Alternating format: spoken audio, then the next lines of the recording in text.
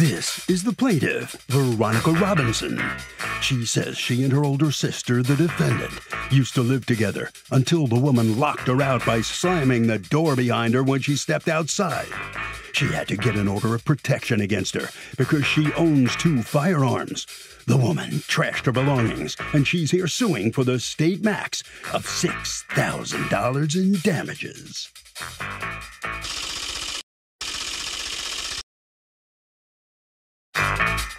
This is the defendant, Mary. She says she doesn't owe her dear sister a thing, except a curt goodbye. The woman took everything she wanted. She wasn't locked out because she wasn't on the lease, and she's happy to be rid of her squatting sister. She's accused of throwing it all away.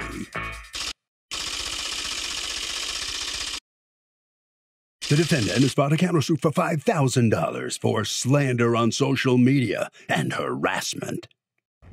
All parties, please raise your right hands. People's Court is now in session. The Honorable Judge Marilyn is now presiding.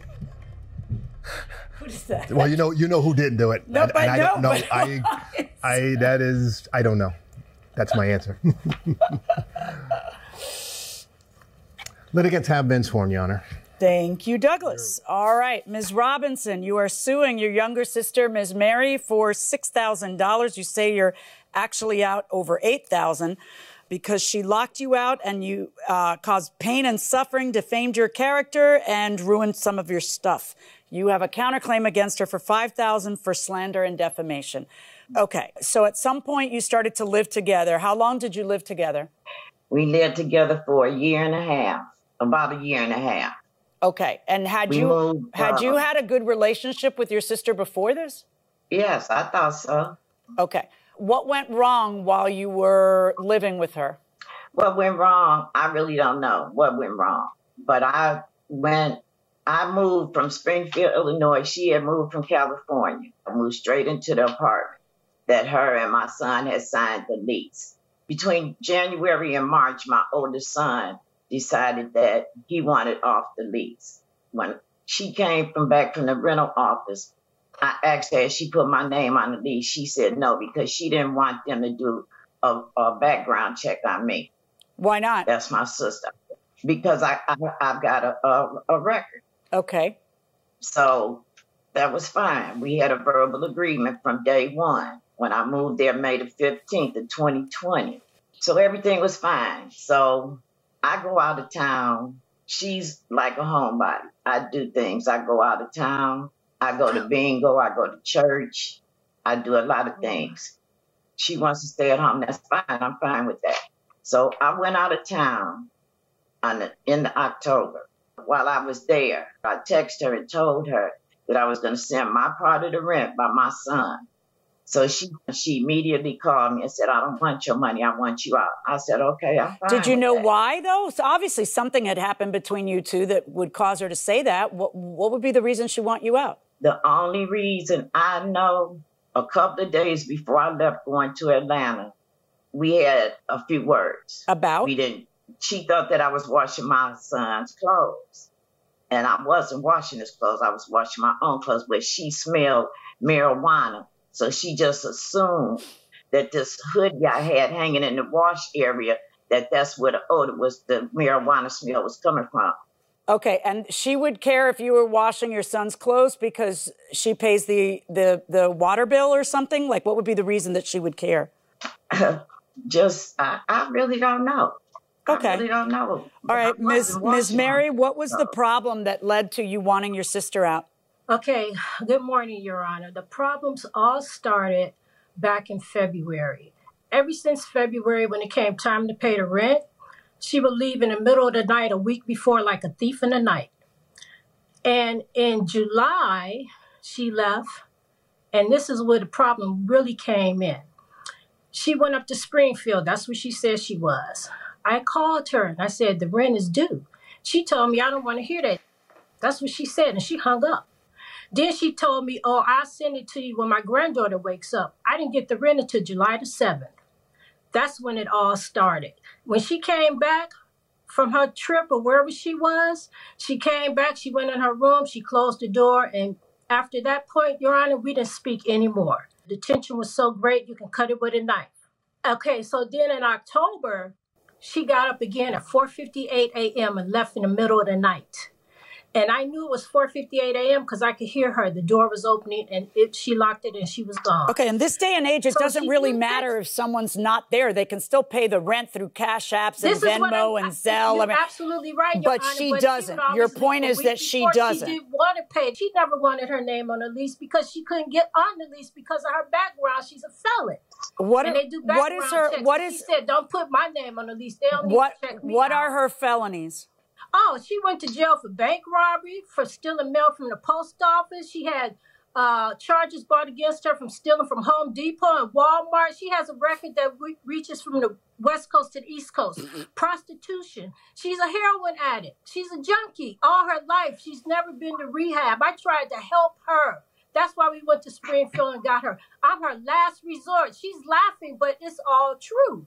When she left at 4-something in the morning, did she mention the rent before leaving? She didn't say anything, Your Honor. She never said anything. She just left. Well, but then at some point she does text you and say, my son is going to bring you the money. And you say, don't bother. That was November 2nd. And I called her and I said, it's not working out with us. And she knew it wasn't working out. I said, keep your money. I just want you out. And she said, I'm fine with that.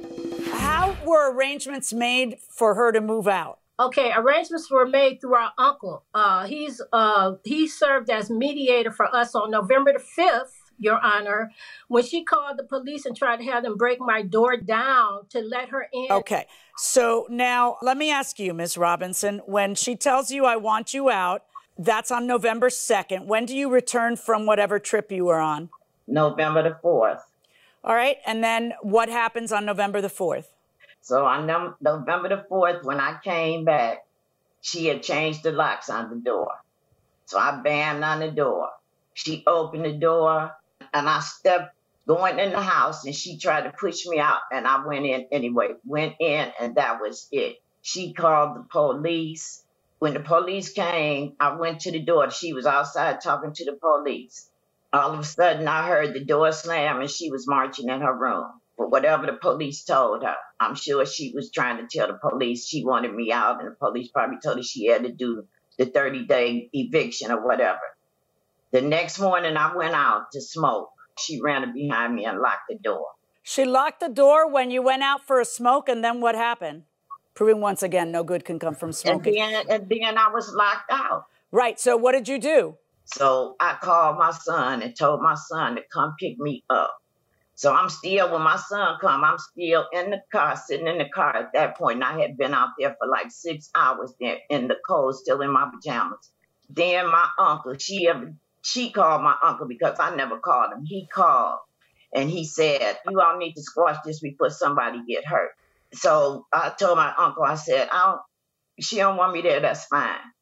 I need my medicine and I need my purse, my ID. So my uncle called back and told her she threw my purse, a pair of gym shoes, and my medicine out on the porch. You had pushed your way in before, so maybe that's what she thought was going to happen. And what's going on in your brain, Ms. Mary, when you say things like, you have no right to be here because you're not on the lease?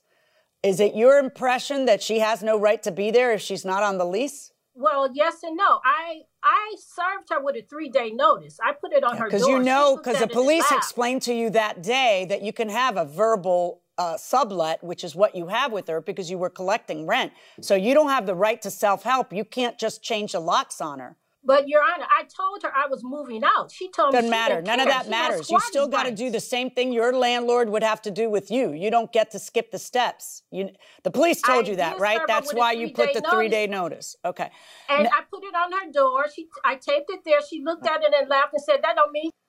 Ms. Robinson, I need to understand, in your lawsuit, you're suing for $2,185 in missing items. What are you referring to that's missing?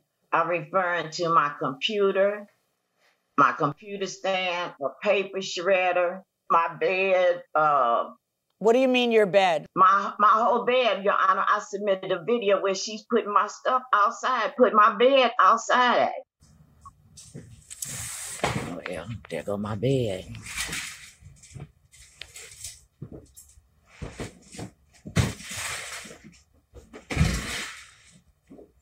Yep. I said my bed outside. I see you saying she threw my bed out. So what is it you're suing for if the bed was there and out? You brought a U-Haul truck and you packed everything she put in the hallway. I know you're angry she put the stuff in the hallway, but what is, quote, missing if you're referring to the bed in the video and you're showing the bed frame in the video? Go ahead. Okay, because I was by myself when I went there to move my things out because I didn't want a problem with at all. I told her, I said, I cannot take my bed and my computer or the stand or the TV stand because I had nobody to help me. But why did you rent a U-Haul truck and then not have a plan to move? Your Honor, I did have a plan. But like I said, I didn't want a problem. No, that doesn't make any sense. You're telling me I didn't have the manpower to move everything. Why did you bother to rent a U-Haul and bring it there if you didn't have the manpower to move everything? Because I had everything that's in the truck I put in there as far as my clothes and some more items. But I didn't have the manpower to help me move the bed. I didn't think. So what did you do with the bed? You left it there?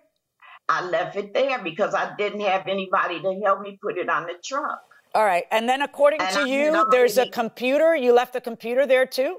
I didn't, yes. Where did you leave it? I left it in the house where it always said right next to the washing area. Okay. So she didn't put all your stuff outside then? Your Honor, she was setting my things out. As I was moving things out, she was setting things out. Okay. So according to you, some of your things were still in the house? When I left, my computer was still in the house.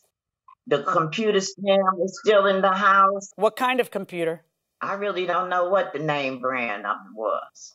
Well, what kind of computer was it, though? It was one of those computers, a desktop, where you have the modem and the speakers and all of that, the keyboard. How old was the computer? I don't know, probably some years old. Do you have the receipt for the computer? No. Do you have an affidavit from your son?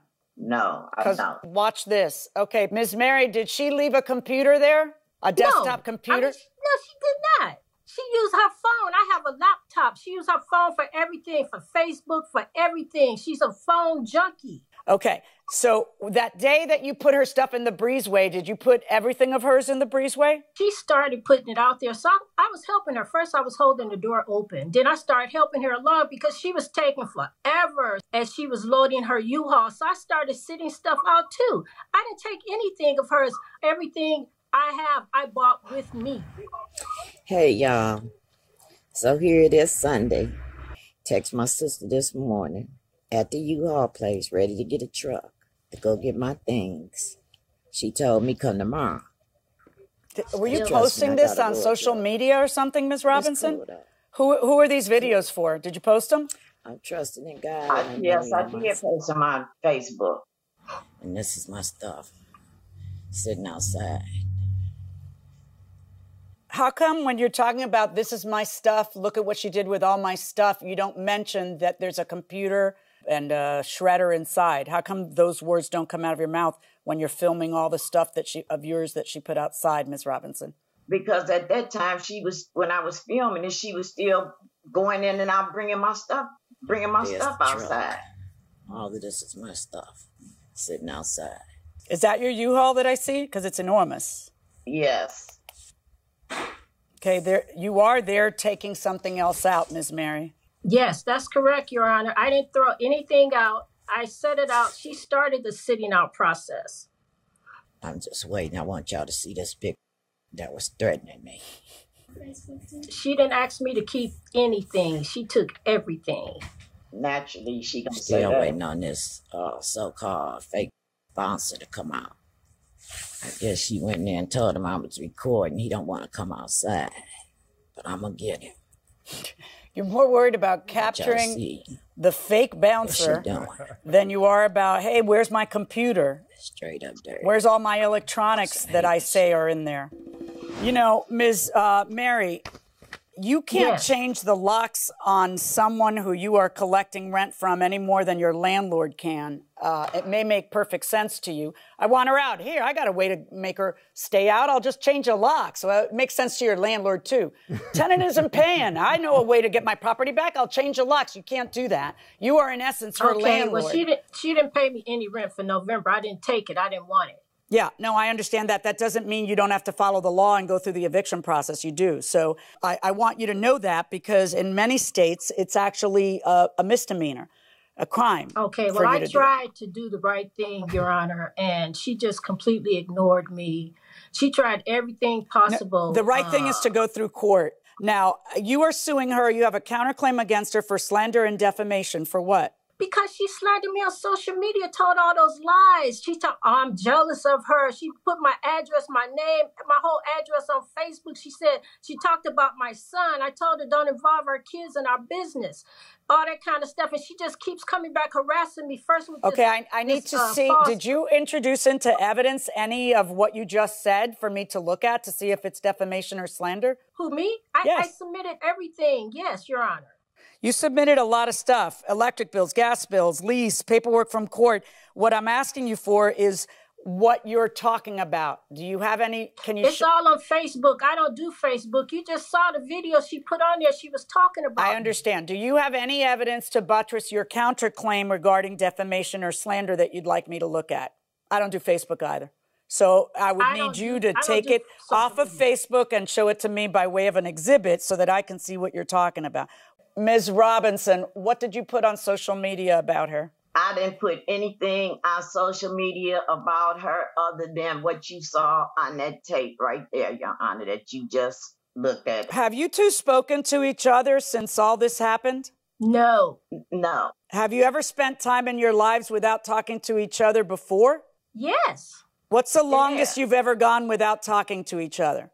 Probably a couple of years. Okay, well, I think you guys can break that record. And I think it might not be a bad idea. Because, all right, Ms. Robinson, regarding your lawsuit against her for $6,000, you would have to prove to me that there are items inside the house, the value of which you cannot prove, the existence of which you cannot prove, the brand of which you cannot prove. Your video belies that there's anything left inside, and your lawsuit for pain and suffering and defamation of character, you're not going to get $6,000 for that, nor $2,185 for the stuff that you can't prove. So on your lawsuit against Ms. Mary, zero. Ms. Mary, you have a lawsuit against her for $5,000, comprised entirely of things that you have failed to bring me here, other than that video that she brought, not you. And in that video, she's basically just complaining about what you've done to her. And the bottom line is you did do her wrong by changing locks on her, which you shouldn't have done. But on your lawsuit against her, zero also.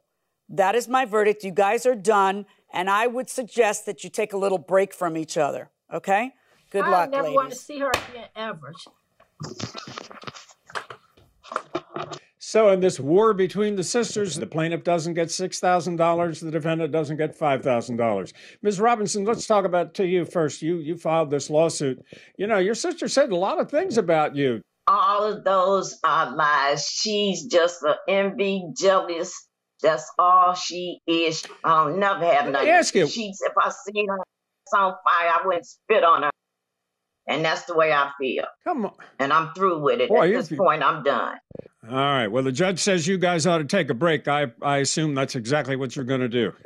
You don't want to have anything to do with her. All right, Mary, let me talk to you. You don't want to have anything to do with her either. She just said a lot of bad things about you. You want to respond to that? Yeah, I heard that.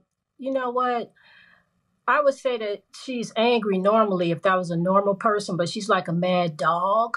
She's no good. She's never been any good. She's dead to me. I don't ever want to see her pathetic looking, skanky, ugly, crackhead self ever again in life. Okay. Well, I think you said enough. Obviously, the war continues. So, I mean, look, Doug, if you're suing for defamation, you have to prove what was said. And here, this totally was lacking in proof. You've got to bring those Facebook messages in, and the judge has to read them, evaluate them, and decide whether they're true or not. That is basic law. And that will do it for this case. Litigants for the next case inside the courtroom. Can a homeowners association or condo association change the rules on you after you signed up that you understand the rules? For example, I belong to an association. I signed a rule agreement 10 years ago, and now they're telling me I can't have a colored light bulb in a fixture outside of my condo. Yeah. So here's the thing. When you belong to a homeowners association, you agree to abide by the rules we all share. Right. It's just like belonging to a country. And they could change the laws on you in a country. Right. And decide that something is illegal that wasn't, or something is legal that, happens all the time. It happens all the time. We've amended our Constitution more than 20 times, right? Okay, so they can. So it's not a bad thing. It's it's a growth thing. And so a homeowners association, what you read and signed will say, and we can change the rules from time to time. Right. There is no way it didn't say that, because they all say that. So your remedy is to vote with your feet. You don't like it, sell your condo and go live in a different way. Or run for the board. Or run for the board. Run for the board.